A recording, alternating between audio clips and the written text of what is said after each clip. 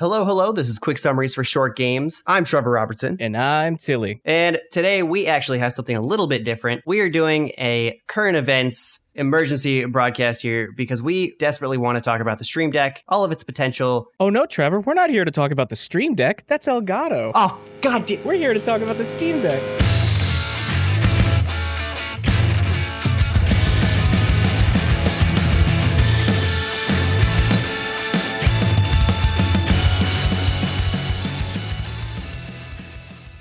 We are here to talk about the Steam Deck. Yeah, like where do we even begin with such an enigma, such a strange piece of hardware? I guess ballpark impressions immediately. I must confess, I'm a bit of a fanboy. So I'm excited because, first of all, yes, there's potential in literally everything about the product. Hells yeah. There's the stuff that I am really excited about, like just basically a mobile tournament setup for every single game in the world. There are plenty of games, plenty of tournaments that I've gone to tournaments for where you're like, okay, well, are they really going to set up this many computers? You know, they're kind of lower budget indie devs and they have to go buy out these different kinds of cheap computers that aren't really going to do what they need to. They're not going to have the setups properly attuned to everything. They're going to be controller mishaps. And I've been to countless tournaments like that. This is something that I think is going to fix that and make it easier for people to run those tournaments. But I know that you're pretty excited about quite a few different things. Yeah, I think one of the interesting things to talk about this hardware is just how many potentially different customers this thing can appeal to. And one of the reasons that motivated me to hop on a podcast about it is that I heard so many different conversations about the same thing from so many different perspectives. And I've heard a lot of hate on it, actually. Has that been your... I have seen a little bit of don't get your expectations too high. Yes. It's a lot of couching of expectations, right? Yeah, it sounds like it's a little too good to be true as a product that everyone's been waiting for, especially with GPU prices. We all know how much they've skyrocketed and how insane it's been to get your hands on something that is good. And so them being able to put out this for the price that it's asking, especially at the lowest price, is kind of, there's got to be something going wrong. I'm waiting for stick drift on like day 3 or something. Yeah, like we're so kind of victimized by either poor or misthought out hardware launches. My experience has been that I need to curb my expectations and get ready for the other foot to drop. But in the meantime, I got extremely, extremely high expectations, I would say. A little too much hype on my end, but I think in these situations, sometimes you need somebody in the community to kind of take the torch and be like, couching expectations is totally fine, but it's also cool to be able to let yourself get a little hype, you know? Well, yeah, of course. I think at this time, we should probably say what the Steam Deck is. Yes, okay. Do you want to take that one? That'd be a great place to start. Yeah, so what the Steam Deck is, if you've never heard of it and for some reason are listening to this anyway, it is a $400 to $650 gaming PC with a Switch-like form factor. That, surprisingly, while it's a decent summation, doesn't quite capture it completely, and we'll be going in a more delicate of a breakdown. But for the most part, do you think that's accurate? Yeah, I mean, I think going the Switch route from the beginning is a very good start. Is it not going to be Linux-based?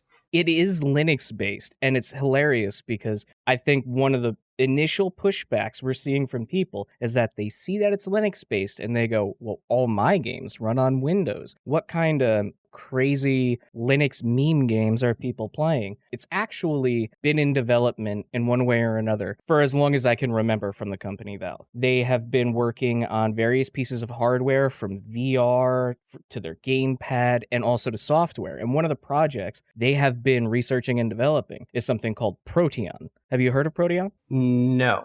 Proteon is like a magic button that allows Windows-based games to run in a Linux environment. And that's kind of one of the pieces of magic that makes a device like this even possible. Okay, then I have heard of it, but only after the Steam Deck, got it right that time, was announced. Yeah. Someone was talking about how they were looking at their Steam library and they're like, you know what? I don't think that many of my games are even going to be able to run on the Steam Deck. And someone went, okay, well, then just use Proteon and everything will work. Oh, heck yeah. Yeah. And I was wondering if it was kind of like, what was it called? Like Boot Camp or something for iOS where you could just kind of sideload Windows on there so you could play Windows games on your Mac. Is that kind of what it is? In a degree. It's more kind of like wine. Have you heard of wine?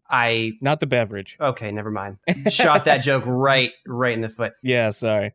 I do not think that I have. Wine was a program that emulated the DirectX environment in Linux. So games that were supported, you could kind of brute force run on Linux by emulating certain aspects of what it took to run the game on Windows. I'm not a computer scientist. I'm an enthusiast. So I can't really get into much more detail than that, but it was the precursor to Protean, and it's kind of what inspired Valve to throw some of their weight in that direction and further the cause. So with Protean, you can run your Windows-based games natively in a Linux environment. Okay, so essentially what this is then, for those still keeping up, is a Switch, but it's PC-based with specs that run... How powerful is this thing going to be? Is it going to be... I heard 4K somewhere, but I don't think that's true. I don't know if it can do 4K in its environment when it's outputting to a monitor. It's going to be dockable like a Switch. But one of the interesting things is that, like, even if Protean doesn't work for you or you don't like Linux, this is an open source Switch. This is completely open, and that's kind of a big deal. You can install Windows on this. You can install Windows 10 on this handheld gaming device. You can install a different Linux distro. You can install anything. They are 100% open for anybody. So it's just a small computer. Yeah, absolutely. It is 100%. It's just like a thick PSP. Yeah, and it's not a walled garden ecosystem like iOS. Its insides are actually strong, and recent information coming out, they've updated a few pieces of information about the RAM actually as of today or yesterday that has drastically changed the way the community sees it. You want me to run down through the specs? Yeah, I think that'd be pretty important. The main processor in here, AMD Zen 2, it's an APU, which is a combination CPU and GPU made by AMD. Valve's been working very closely with them, partnered on making sure that it's strong enough to make the device worthwhile. It has 4 cores in it, or 8 threads, which is just the perfect Goldilocks zone for what, gaming needs out of a CPU. The clock speed's somewhere from 2.4 to 3.5 gigahertz, also really good. GPU is AMD RDNA 2, and that's capable of a lot of the latest bells and whistles, even ray tracing on a handheld. Oh, wow. Yeah. The GPU clock speed's a little low, but you gotta figure that for at least running games natively, their target resolution is 1280 by 800, which is the resolution of their 7-inch LCD touchscreen on there. Is that already beating out the Switch? Well, not the OLED Switch. Although the difference is the OLED Switch will take a little bit more energy than the LED. OLED will pop a little bit better, but this will improve battery life. It's not quite an OLED. If you get the $650 price point, you have like a special glass etching that cuts down on glare. Oh, but interesting. I think a lot of people are going to be super surprised with how great the display looks. Okay, so... But we also have the RAM, which is 16 gig of LPDDR5 at 5,500 MTS. Don't know what that is. But it has been confirmed it's quad channel RAM, not dual channel. It's literally twice as fast as they initially announced. They had gotten that wrong on their specifications. That's pretty blistering fast speed. I mean, yeah, that's damn good RAM. And on the subject of speed, though, I was taking a look at the different price points and what you actually get for them. I reserved my $5 whatever just to see if by the time it comes out, I am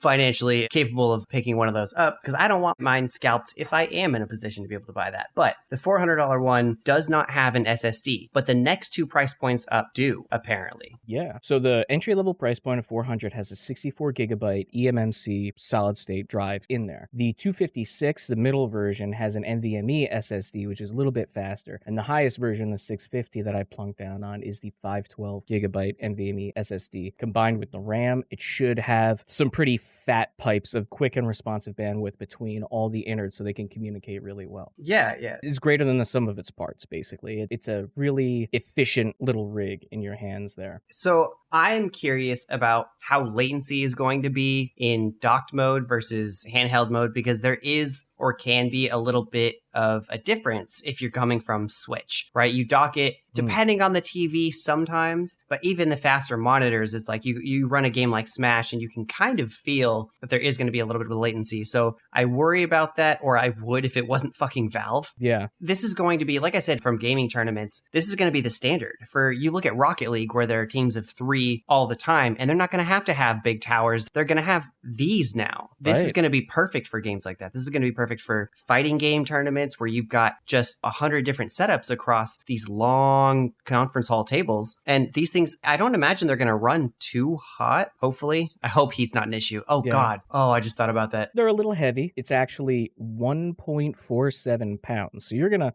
work on some forearm strength using this thing. Ooh, I need that. Although there are going to be systems to, kind of prop it up in front of you, little kickstands and stuff. Yeah, I'm not definitely worried about that too much. The responsiveness, the built-in screen and the refresh rate they're targeting is 60 frames a second. Okay, so that's good. Solid. Yeah, you kind of need that. I think it's a little bit too late to go for anything less than 60, even on a handheld these days. That's just my own personal. The Switch is amazing and it's incredible, but because the hardware just doesn't support 60 on some games, it's like, I don't know. Yeah. It's obviously the Switch sold really well and it's incredible, but there are some weird things that it kind of released with that I think it should have been the OLED from the start. Right. But I don't think that Valve's going to make that really mistake. Point. Yeah. Well, one of the reasons why Valve didn't go OLED is to cut down on cost. They are actually selling this hardware at a loss. They're subsidizing it. Video game manufacturers are notorious for doing this with their hardware to get it out in the world and build install base. Sony, Microsoft, big time. They have always sold their console hardware at a loss, and then they make it up because once you own the hardware, you're going to buy a ton of games over the huge life cycle of the system. So it's better to kind of take a hit up front, get in everybody's home, and then build on the software library. But the difference is that with a Microsoft and a Sony system, that's a walled garden. So you have to buy those games that are licensed by Microsoft and Sony. They get a cut on this. It's kind of really weird in an open source system to sell it at a loss because somebody could just install Epic Game Store on here because that's totally legit. Origin, any other game store, or just buy games and install them, not even through a digital marketplace or store, homebrew, emulation, the whole nine you can do on this thing, and Valve doesn't see a cent. That's why this is an outrageously pro-consumer move from Valve, which is kind of their MO, to be honest, for a while now. Well,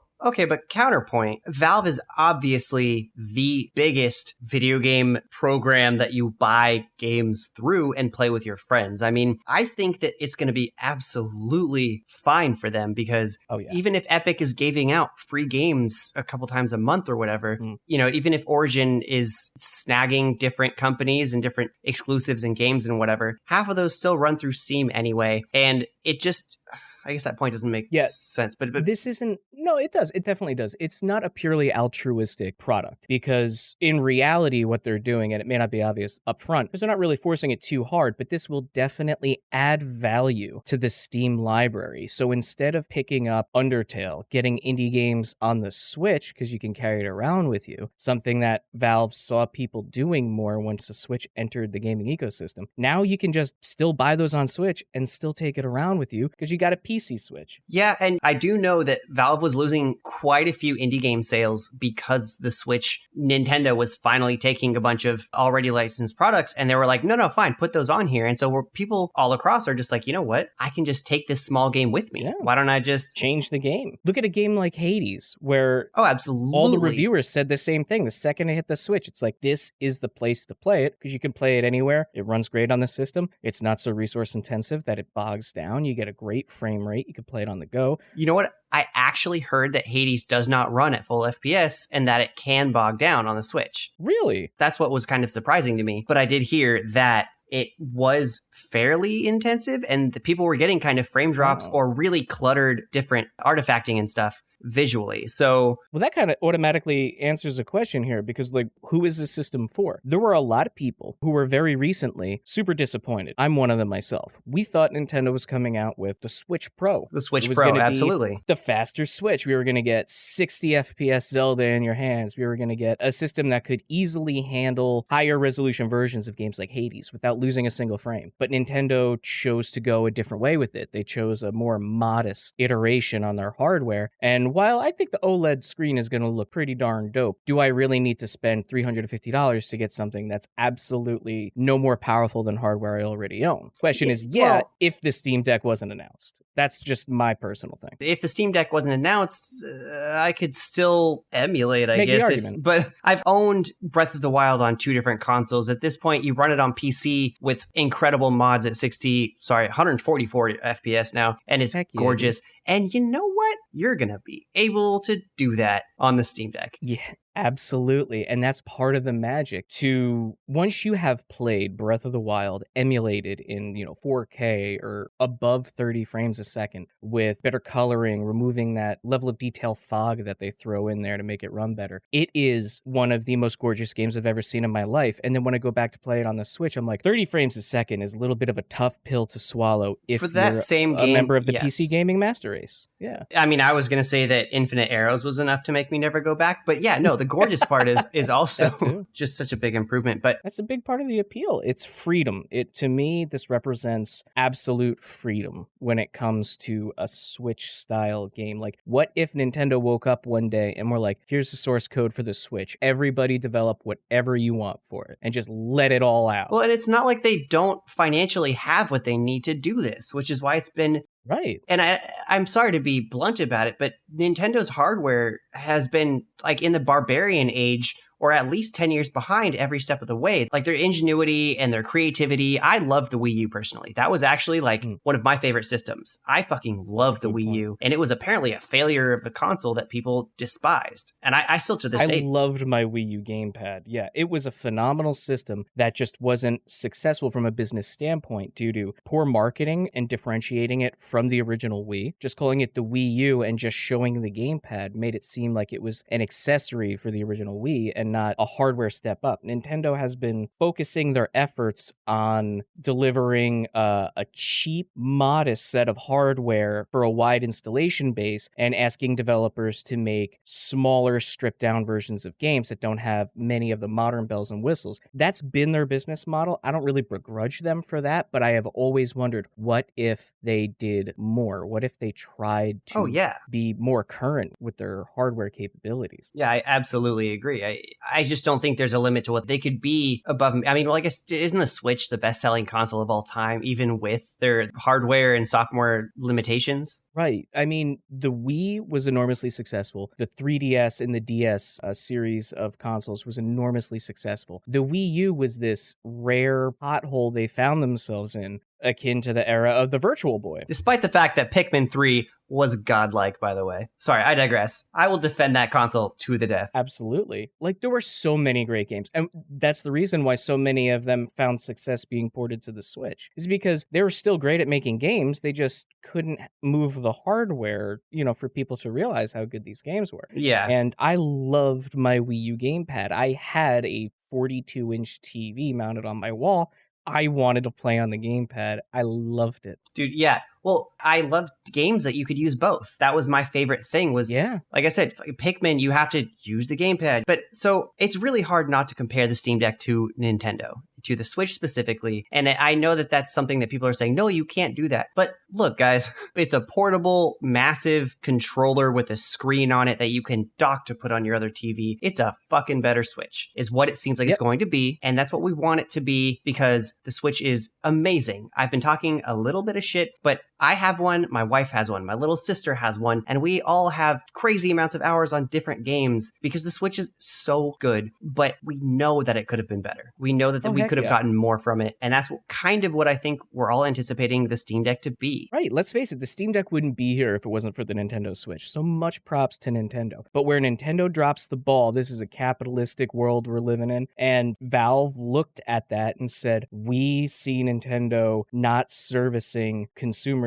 that are looking for this specific thing. And if they're not going to make it, well, gosh darn it, we're going to try. And I'm super pumped about that. I think that's a very smart business decision from their end. Yeah, 110%. Again, I don't think that they're going to lose any money from this. They are going to be... I think this is going to be one of the best decisions that they've ever made. But I am also not a professional. I'm just a dude who's played video games for the last almost 30 years. Yeah, we're enthusiasts. We're video game pundits, basically. We're just here kicking around potentials and whatnot. I have personally been in a variety of Discord chats that are not positive on the Steam Deck. And that kind of surprised me a bit. Have you encountered any negative criticism or bashing on this or, general No lack of enthusiasm? A lack of enthusiasm enthusiasm at worst. Probably some Reddit comments that I could not remember if I tried to, because it's just no one in there has any idea what they're talking about most of the time. Every year I go to TwitchCon with my cousins, and we bring our laptops, which are pretty decent gaming laptops, and we'll play whatever. I have to have at least 100 different incredible multiplayer couch co-op games where we can all sit and party and use them for drinking games and whatever. Samurai Gun was a great one, Towerfall, etc. Samurai Gun 2 came out today, and I am getting that. Someone please play it with me. And awesome. So I've got all of those games. I love them, and they're so much fun. So for this, our laptops are getting 10 years old. I don't want to go spend $2,000 on a fucking new gaming laptop. I can bring a monitor, a fat PSP, and my controller, and all of a sudden we have a party. Right. I'm very, very excited about that. Yeah. I mean, a lot of the criticisms I've been hearing, it's not powerful enough to run Cyberpunk. Why bother? Oh, man. Go play it on your computer anyway. Right. It's not going to play a game like Destiny 2 on a tiny screen. Okay, then plug it into a monitor. Exactly. There's ways around it. And I mean, there's also more legitimate criticisms of it. Of course. There's an issue where games with anti-cheat that needs Windows to run right now does not work with Proteus. So games like Destiny 2 cannot run natively on the Steam Deck as of this moment. Now, Valve has come out and responded to this saying, we're talking to these anti-cheat companies. We're doing our absolute best so at launch, as many of these systems like Easy Anti-Cheat will run on the system and not stop games from running natively. But one of the things I think a lot of the community is short-sighted about is that they don't look at Valve's past. They don't look at the line of development history that's led them to the Steam Deck. They look at the failure of the Steam PCs. There have been quite a few hardware failures along the line. You have the Steam controller, which didn't catch on. I was so close to getting one for $5. Right. Oh, I was so close. I have an unopened Steam Link literally sitting under my TV right now because they were selling them for, again, like $5. And I'm like, fuck it. Yeah, I got mine for $1.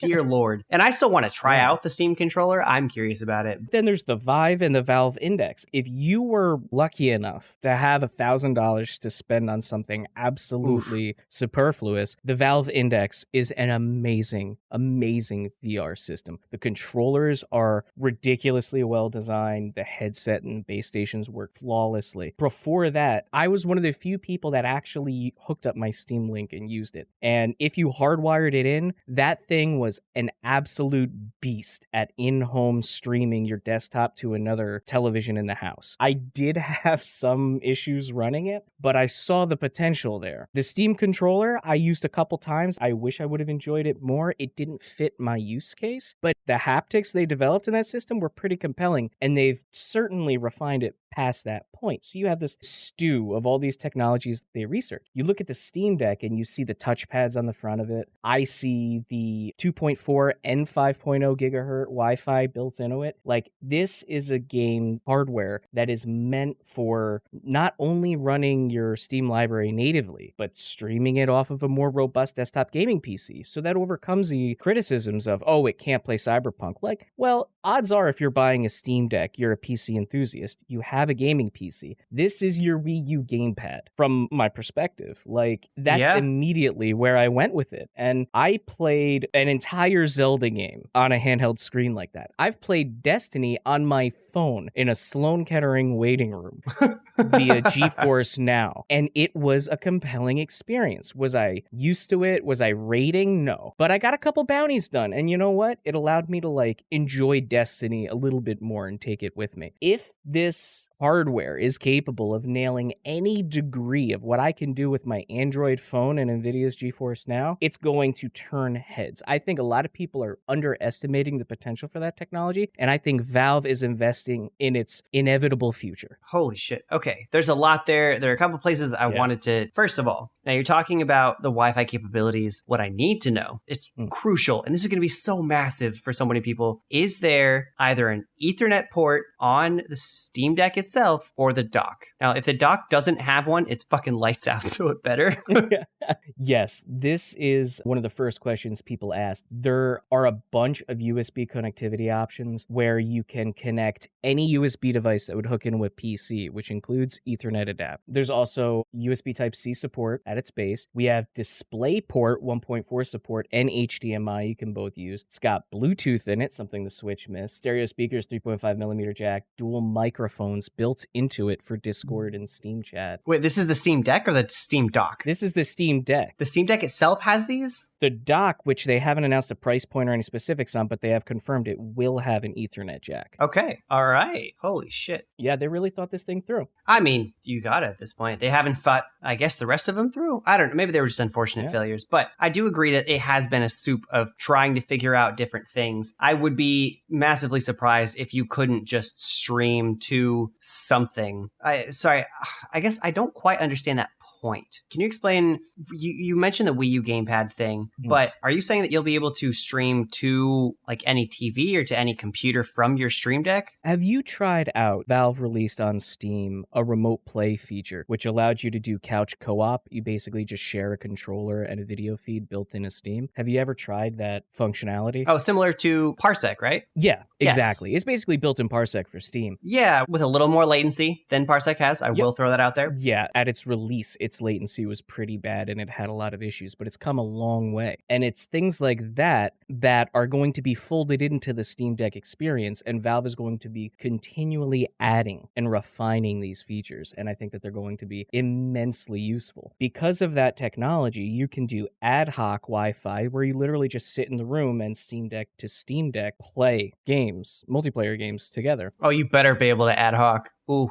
Mm-hmm. Absolutely. The amount of things you can accomplish with this is pretty impressive. So I want to throw out real quick, if the controller on the Steam Deck has drift at any point, the console is dead. Just dead in the water. No, I'm sure there will be ways to do certain things. And I know that they mentioned they had either ideas, they're going to make sure there's no drift on it or whatever, but I've heard that from controllers before. I've sent my Joy-Cons into Nintendo before, and guess who's drifting off of the first shrine they find in Breath of the Wild 2 months later? It's me. Well, did you hear one of the recent modders cracked Joy-Con drift from every source? Like, you can fix it, and you can fix it with whatever screwdriver you need to open up the hardware, and it takes a couple seconds. All you have to do is cut a thick piece of paper out in roughly the size of the analog pad and slip it underneath where the contacts get worn down a bit. Instant repair, super cheap, super easy to do at home, and it works on every analog stick on the market right now that is experiencing drift. Oh my lord. Okay. Yeah. Just a warning for the kids at home who want to do that. Go watch a video. Check out the YouTubes. Yeah, go check out the YouTube on how to open it up. We will not be responsible for you opening your Switch and breaking your shit, you dumb dummy. But also, that's incredible. I think that's funny as hell that that's all it took. And Nintendo's like, no, we'd rather have you send your shit back in. Well, Valve is very locked in issues like Joy-Con drift. They're a very pro-consumer company. They have mentioned that they kept an eye out on it for its design, especially because of the type of analog sticks that are on the Steam Deck. You're seeing a type of analog stick that currently hasn't existed on a gamepad until now. It's a new invention. Really? They are touch capacitive joysticks. I've heard that they have haptic feedback like the PS5. I want to say vibrators. That's not correct? But the rumble. Yeah, rumble, yeah. Did I hear that wrong? Did you hear that too? It has haptic feedback in it. They've had the technology since the Steam controller. I don't think it has the adaptive triggers that the PS5 has, but the joysticks can be pushed in for the L3, R3 basic functionality, which is generally standard in most modern console controllers. Which I think they should get rid of, but that's... If you lay your thumb on there gently, it can sense that. And that's its own input. Yeah. It's got a little bit of the VR controllers where, if, sometimes you point by resting your fingers on the buttons and then moving your index finger out kind of thing. In addition to that, you have a touch screen. In addition to that, you have 2 touchpads on either side. That I think is really fucking cool. I think there's going to be some really cool stuff being done with that. And you have a gyro built in. Oh, that's right. So this is the first time all of these technologies are in one closed package system for developers to utilize. Even though it's a third third-party gaming hardware where you're not going to see dedicated developers needing to get a development kit for it. Right. You're going to see developers making games for this because it's going to be so unique and popular. I can't wait to see because when VR came out and Valve was championing the VR movement, because let's be honest here, VR would have been dead in the water if it was just for Facebook and Palmer Luckey selling out to them. Yep. Valve kind of picked up the torch and pushed it with Steam VR way further down the road. Yeah, and now we have the Quest 2. I think they're doing that with the Switch approach too. Yeah. So you're going to have, what did they make for the VR? They had the test games and the Portal games, the Steam Labs. Oh, yeah. A bunch of mini games that utilizes really cool. I think that's going to be super fun to see kind of what Valve does for this type of experience. I also think we might get a Half-Life Alyx port specifically for the Steam Deck. That'd be interesting. I don't think that's out of the realm of possibility. Well, it'd be interesting, but they would have to make it work in some kind of Steam Deck to, Wii U gamepad 2 screens mode to at least make it more interesting than just having a screen and a controller, because at that point, where is the ingenuity? Here's the thing. You have the gyro. So you literally move it around in 3D space like you're looking through a window. I mean, we're just traveling back in time at that point. So maybe not a Half-Life Alyx port, but maybe, like a side story. Which new modern controllers have gyro? Is it all of them, basically? Everything from the DualShock 3 on, I think, had gyros in it. So at that point, it's like... the Microsoft controllers have avoided gyro. Okay, yeah, so we'd be moving kind of back in time a little bit, but it could be interesting. I think it'd be really cool to let people who didn't want to invest in multi-$100 VR headsets play Half-Life Alyx, because it is a really good experience. I think it would be reviewed poorly-ish, or medium. I think medium. If it were not in VR. I think even with gyro, even with gyro. I like that. We should start pronouncing it. That's it. Gyro. We're just going, my new gyro controller. I love my gyro. It's not a Greek meat. It is a functionality on a controller. But I do think it would be kind of poorly viewed, or what if it were released in any other capacity, because VR is kind of the selling point on that one. But that's just one man's opinion. I do need to let out something that I fear. Okay. Now, I have quite a few hours on the Switch. Like I said, me and I've talked about my wife and my sister and all my friends, and they're completely comfortable they're completely comfortable playing for 10 hours just on the Switch, laying on their back, raising it above their heads and resting their elbows on a desk or just sitting in a couch. I fucking hate it. Oh, really? It's the least comfortable controller I've ever held in my life. And I have tiny hands. It's not a hand size thing. I am as small as my voice is, man. I'm fucking 5'0", and my hands are even smaller. And so it's just, unfortunately, it's too thin. It's like there's no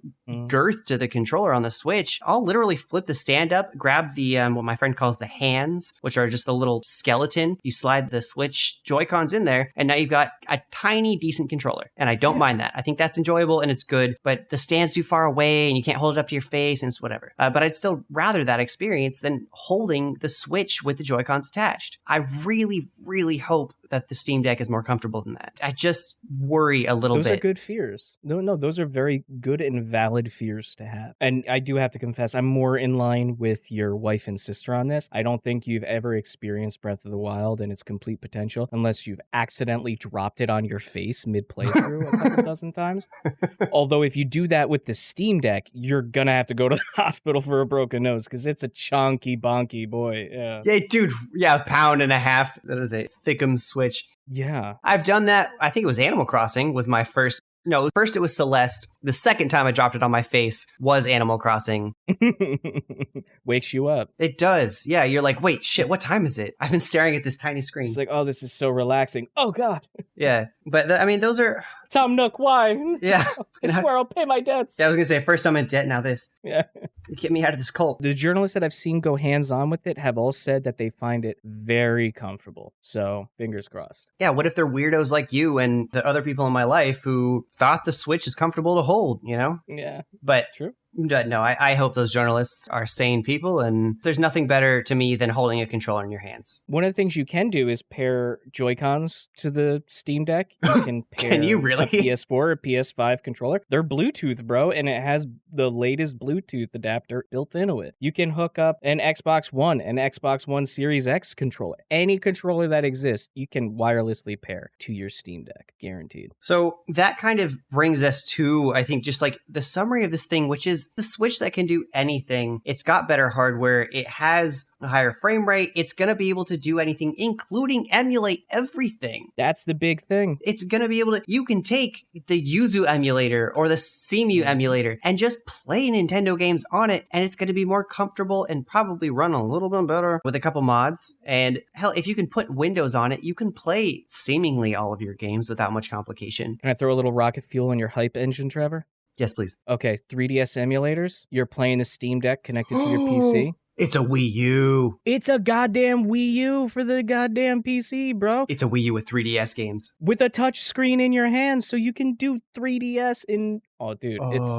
So here's the elephant in the room, and here's one of the things that I definitely want to touch on before we wrap up, is will this be successful? And I think one of the reasons that's going to determine whether or not this is successful for gamers and successful for Valve is how people are able to envision use cases for the device. The marketing from Valve has been sparse. They are not the world's best marketers at all. They kind of let their hardware speak for itself, and that has not helped with... I was going to say, they've let their software speak for itself. I get what hardware has spoken for itself successfully? It hasn't, and that's really the point. Valve can't talk about emulation in their promotional marketing materials. They would probably love to talk about it, because one of the things that's very successful on the market right now that constantly sells out the second a batch of them goes online for pre-order are these custom handheld emulation devices like the Retro Boy, or I forget the name of the latest badass looking one, like things that can just run NES, Super Nintendo, PlayStation 1 games in your hands, and they're worth like $200-$300. They sell out instantly and people love them. The Steam Deck is going to be capable of playing every major emulator. It has PS4 and Xbox One grade innards inside of it. That's something that these $200-$300 NES, Super Nintendo handheld emulators can't even touch. They cannot even remotely come close to, because they aren't big enough to partner with AMD to make a custom chipset that is like super robust. So you're going to see for the first time a handheld created with at least up to last generation's power portably that can emulate people. And once again, take this with a bucket of salt. People are saying that it's not impossible to see emulation up to the PlayStation 3 era on this system. Ooh, okay. Yeah. That took me a second to just, because I'm like, if we're going all the way back to PS4, but you can emulate, the PS4 couldn't emulate the PS3. If you were to set it as an emulator, I mean, you need drastically better hardware to emulate consoles that are more recent. So it kind of sounds like the hardware is going to be capable of going maybe not quite current gen, but a little bit past the previous gen. That's what it sounds like, at least. Yeah. One of the reasons why emulation is so tricky and why it lags a couple generations behind is because you have to completely recreate virtually the hardware architecture. So you have like a huge overhead that you got to swallow. The PlayStation 3 was probably one of the last major consoles that reinvented the wheel for its system architecture. The Xbox 360 on and the PS4 on all have similar to PC level architecture. What that basically means is the way the software wants to interact with hardware is more regular than it used to be. But the PlayStation 3 is like the last modern point where you had to swallow this jagged Lego piece that was this ancient architecture. Although RCPS3 has come a long way, and because these emulators were developed for the Windows environment and you can install Windows on the Steam Deck, it is theoretically possible that the people who are really making leaps and bounds and crazy achievements in the progress of development of these emulators will look at the Steam Deck and say, we're just going to develop for the Steam Deck. Yeah. We can already stand on the shoulders of the work we've already done at this point. And if we have a custom set of hardware to target this for, instead of a literally infinite amount of combinations between CPUs and GPUs that are out there now on every major PC, if you have a standardized PC spec to shoot for, you can optimize your emulators for this hardware. Oh, that's true. And that's when you start to see RCPS3 theoretically being able to achieve at least 30 frames a second actual PlayStation 3 level performance in a handheld game system. Throw PSP on that, throw 3DS, throw Game Boy Advance, Super Nintendo, NES, Atari, everything. Just all emulation in one brilliant handheld that can also run a startling amount of your Steam library. If Valve could market it from that perspective, you've already sold that $399 price point. People will spend $400 on a solid Switch-like emulation device. Like, the amount of people who go out of their way to learn how to hack their Switches and side-load emulators on there has a huge enthusiast community. What happens when that community has no hoops to jump through and they can literally just give you software that goes on your device without anybody trying to lock you out of it?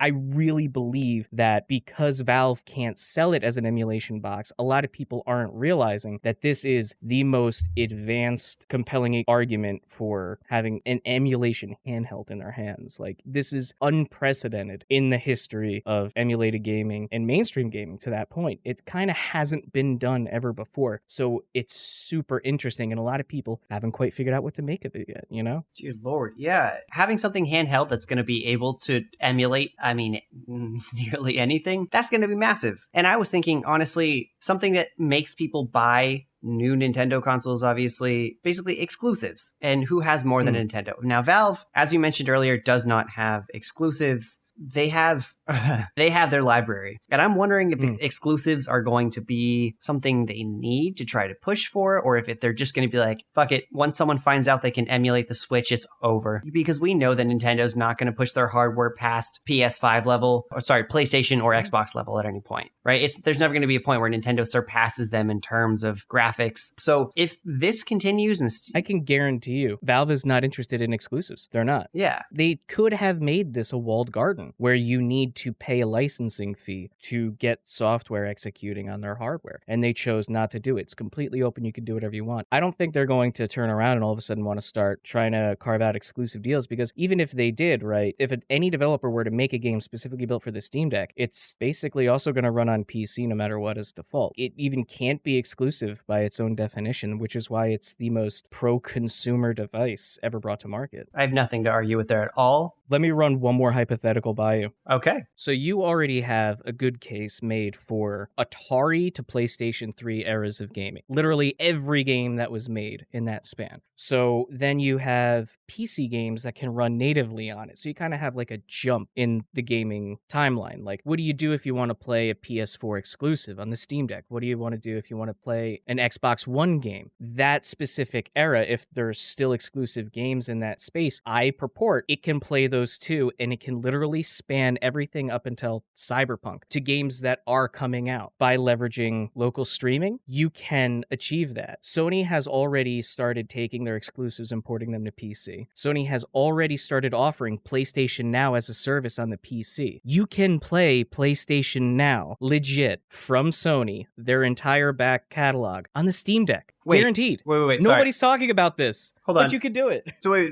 hold the fuck up. Right now, can you actually play PS Plus games on PC right now? Not PS Plus, PlayStation Now. Sony acquired the Japanese company Gaikai, which was starting to develop streaming services similar to GeForce Now and a bunch of other contemporaries. They broke a lot of fresh ground in that area. But specifically for games run remotely off Sony servers where they have banks of PS3s and PS4s. PlayStation Now at first was only available on PlayStation consoles, but I think relatively recently you can access it from a PC-based client, and I think there either were plans or there still are plans for an Android client. Not to mention, third-party people have already created a PS4 Remote Play app for the Android phone and PC that just is smart enough and well-developed enough to trick the PlayStation 4 into thinking that you have a PSP or whatever the original target for the Remote Play was. You're going to be able to also do that. It's like a Wii U gamepad, not only for just your PC, but for your PlayStation systems as well. Not many people are talking about this functionality, but it is absolutely feasible. Jesus Christ. Okay,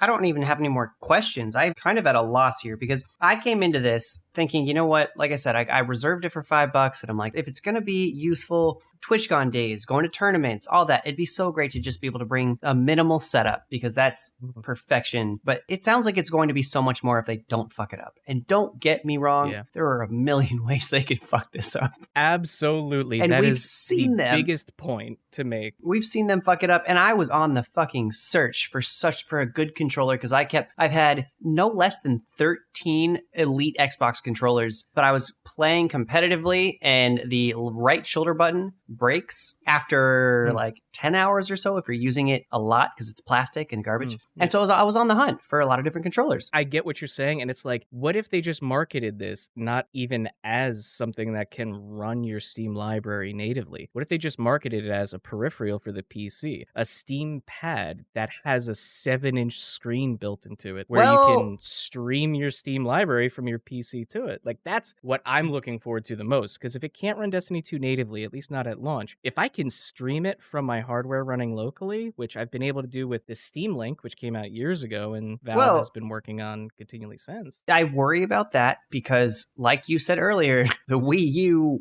was apparently accidentally advertised as that and failed miserably because people thought it was literally just an extension of the Wii as a separate, controller with a pad on it. They thought it was just, an accessory to the Wii. And so if people think it's just going to be that, then I don't think it's going to do that well. The difference here is your target demographic. The average Nintendo player is not somebody who wants to spend $300 on a peripheral. If you look at the PC community, on the other hand, it's so wide and vast, and there's so much disposable income among the PC master race. Look at the people that spend $5,000 on a video card. Look at people who spend $20,000 on a gaming tower. Look at the people who spend $1,000 on a VR headset. That's completely unproven. Like, they're out there, and I'm one of them. And while we may own Nintendo products, we don't expect that sort of thing from Nintendo. On the other hand, the PC is the Wild West, and this is basically going to change the Wild West as much as when they invented the repeater rifle, the Winchester, how that changed armed conflict. I think the Steam Deck has the potential to absolutely shatter the established conventions of how the game is played. I will agree with you if and only if the technology is there right now and they do it right. I mean,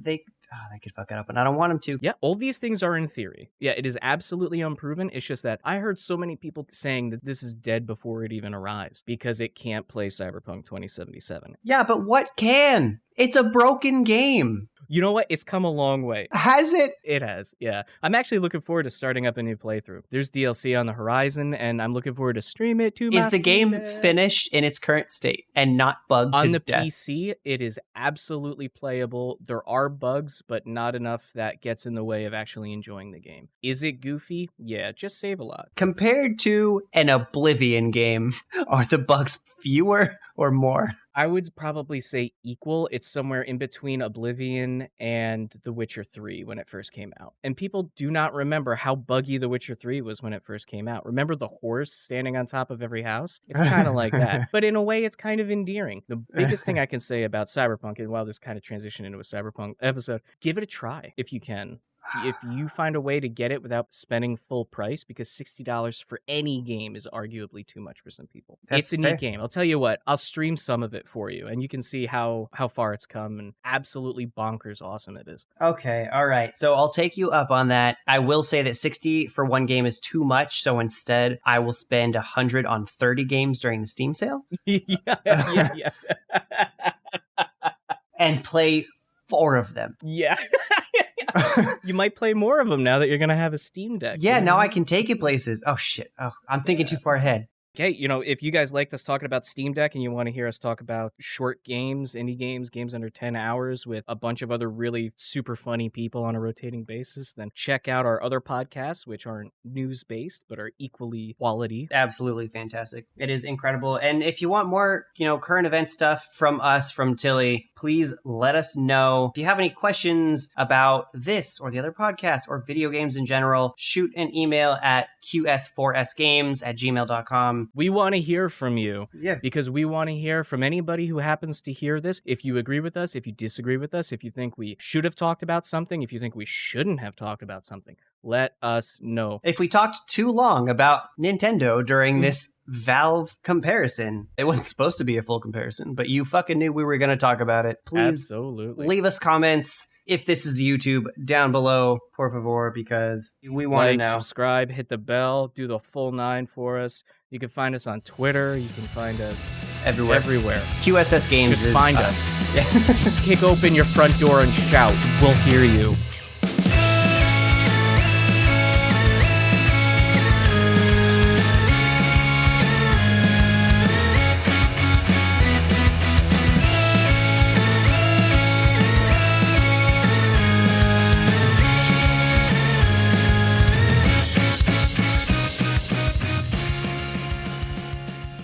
will absolutely hear you. Or you can Google us. That might be more effective. But I prefer you shouting because the idea makes me laugh. That might be a little bit more effective.